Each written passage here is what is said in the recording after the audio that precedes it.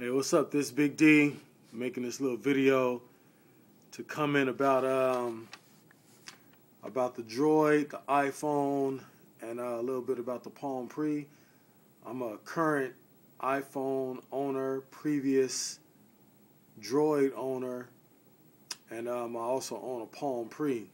I think one of the mistakes that Verizon is making with these commercials is attacking the iPhone with the Droid, while the Droid's software is in its first generation, and generation 1 software is always pretty buggy.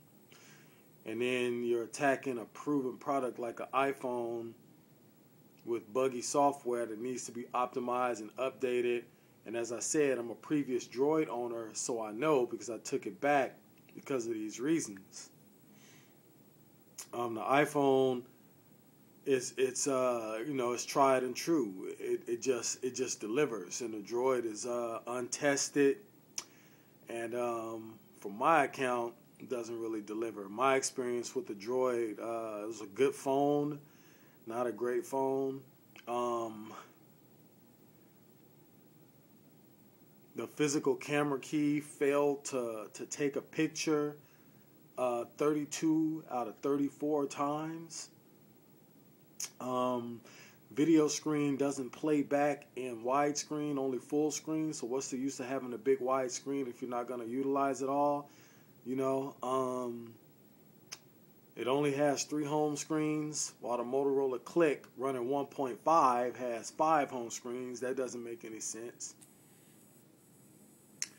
The tap the text button wouldn't bring up the keyboard. A lot of times when I tapped it, email wouldn't always open every form of media.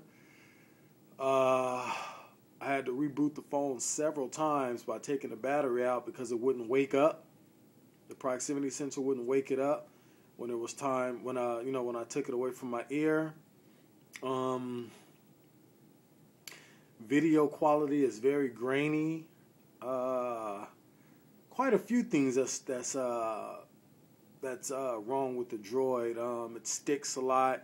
Physical keyboard is horrible. No key press travel. The D-pad is in the way. It's very awkward. And I'm not giving the iPhone a total pass here because the iPhone needs to better implement its notification system, and it needs to allow multiple applications to run or be selected at the same time. Although the iPhone actually does multitask, talking on the phone and being on the web at the same time is multitasking. Verizon or Sprint can't do that. The Pre is a really good phone, but the Pre has too many features that it lacks. No video recorder, no upload to YouTube, no on-screen QWERTY keyboard, no voice command, no voice recorder. You can't save video media that's emailed or text to you to the video player, so why even have a video player? And quite a few other things with the Pre, like the battery life and stuff like that. But that said, the Pre is a really good phone, though. To me, the iPhone is the best of the bunch, simply because it works better.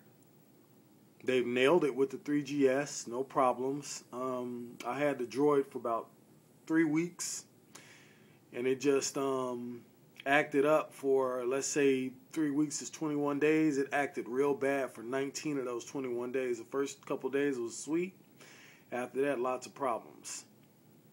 I've owned previous iPhones and stuff like that, and previous 3GSs. Never have I had to reboot or do a hard reset on a 3GS. They've just always performed, delivered. You want it, it gives it to you.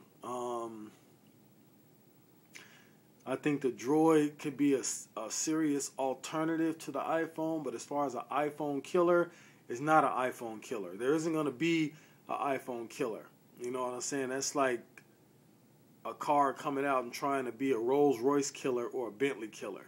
You know, no, it's not going to happen, but it can be a good alternative to a Rolls or a Bentley, but it's not going to kill it. The iPhone isn't killing the Droid isn't killing the iPhone. You know, I have to rank those three phones. iPhone first, Droid considerably second, and a distant third would be the Pre. Pre needs some catching up to do with its features. And it's also buggy, and sometimes you can't swipe the card off the screen and close the app. It freezes and has a lot of lag and stuff. But, you know, overall, it's a really good smartphone.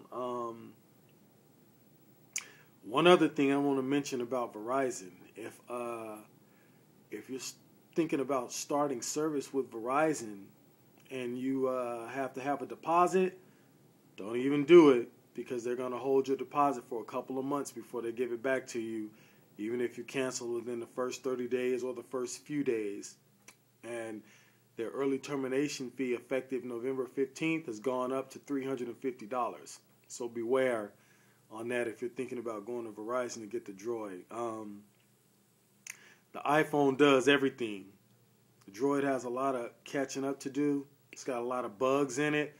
Needs a few software updates and software optimizations before it can take on the iPhone and really beat it. Like I said, the Droid's physical keyboard is horrible, and the on-screen keyboards aren't too much better. They stick. They're hard to type on. Its high points are its screen. Its multitasking and its notification system are nice, and its speakerphone. The camera, like I said, the video's grainy. The still camera takes way too long to reload and autofocus. Way too long to autofocus, then way too long to reload after you take a picture. I was able to take 3 pictures with the iPhone for every 1 picture I was able to take with the Droid. By the time it reloaded, I had taken 3 pictures with the iPhone. So the iPhone's camera is 3 times faster, which comes in play like, say your baby or your little nephew or somebody's doing something cute and you just want to click, click, click. You could do that with the iPhone. You could even do it with the Pre, with the space bar.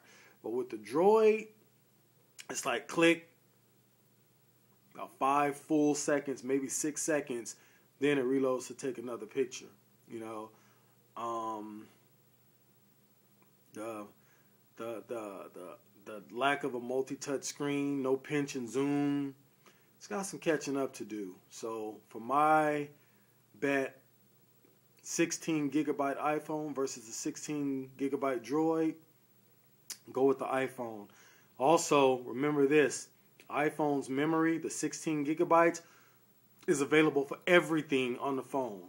The Droid's memory, the Droid 16